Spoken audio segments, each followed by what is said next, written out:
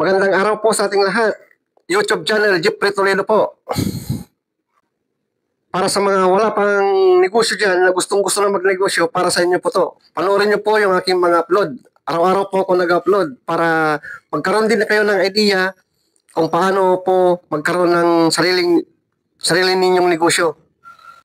Sa mga kasosyong malupit dyan na alam kong malulupit na negosyante, shout out po sa inyo, mga kasosyo. Dati, isa rin akong OFW. Nag-abroad din ako sa Taiwan. Pero ngayon, nag-decide ako na magkaroon ng sariling negosyo para yun na po yung aking tutukan. Ang ginawa ko po, na gumawa ko ng isang produkto lang, pinukusan ko, at sawa ng Panginoon, sa 10 taon na pagnenegosyo ko, may tumama na rin po na isa. Ito ay ang pulutang malupit, kilawing balat ng baka po. Sa mga nakatikim na ng aking produkto, kasi dito po ako sa Pangasinan. Marami na po tayong branch ngayon na expand po natin siya. Mula sa isang branch ay may 18 branches na po tayo ngayon. Nagtitinda lang po kami sa iba't ibang bayan. Pero ang gamit lang po namin ay yan po ang pinakamaganda sa mga baguhan at nais mag-umpisa ng negosyo. Mag-umpisa lang kayo sa maliit. Kasi gano'n man yan kaliit na yung negosyo ay pwedeng lumaki yan. Tulad yan sa mga ang magandang advice ko, tulad ng mga cart lang. Kasi pag hindi nag-click sa ibang lugar, pwede mo siyang ilipat agad. Napakagandang tip po yun, na wag kang, sa mga baguhan dyan, wag kayong magkapital ng malaki agad. Kasi kung baguhan ka, napakalaki ng risk na pwedeng malugi ang unang negosyo mo. Napaka-delikado po na magkapital kayo ng malaki, lalong-lalo na sa inyong unang negosyo. Kaya sa mga hindi pa nakapag-umpisa dyan, na nagbabalak, nagpaplano, na marami kayong idea, pero hindi pa naka-execute, try nyo na po mag-execute habang maaga pa. Mas maganda na mag-execute kayo ng maaga kaysa pagtanda nyo po. Mas maganda na malugi kayo sa una kaysa pagtanda nyo po, mahirap po mag-recover. Sa mga may negosyo na po na malulupit, shout out din po sa inyo. At congratulations po sa lahat po ng nakapag-umpisa na may negosyo na po. Pero pag hindi ka pa nakapag-umpisa at nagpaplano ka pa lang, i-follow mo po ako sa aking YouTube channel at araw-araw po ako mag-upload. Baka ito na yung inintay mo panood para makapag-execute ka na. Unang-una, lakasan lang ng loob ang pagnenegosyo. Kung wala kang lakas ng loob, hindi ka nababagay sa pagnenegosyo. Lalong-lalo na kung mahihain ka, walang pag-asa po.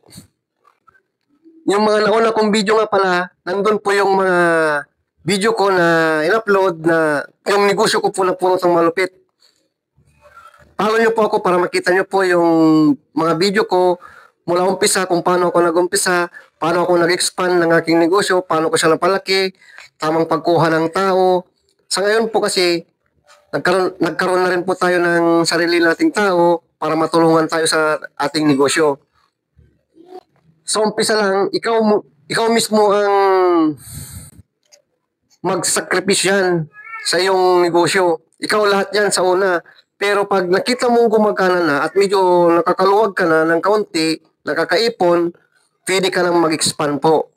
Ito ay expand your business. Kasi para sa akin, ang negosyong hindi lumalaki ay balang araw ay malulugi.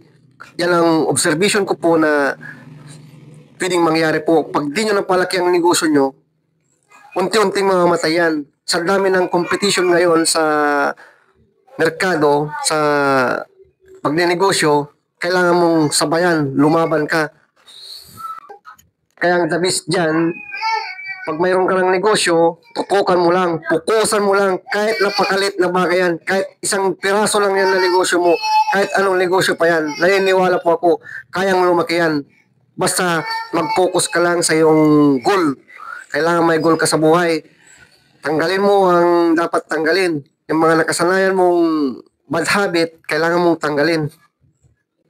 Sa ngayon po, isa lang po aking negosyo na pinatatak mo ngayon. Minamanage ko na lang siya kasi may tao na tayo. Isa lang po siya. Sa mga baguhan dyan at nagnanais, ano pang iniintay mo?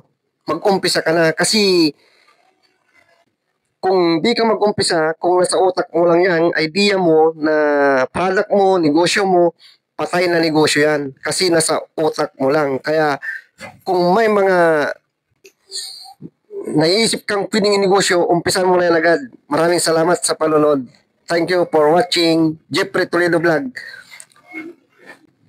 Pasubscribe na rin po sa mga baguhan at sa ating mga kasosyo dyan para lumaki po ang maliit kong channel. Maraming salamat po.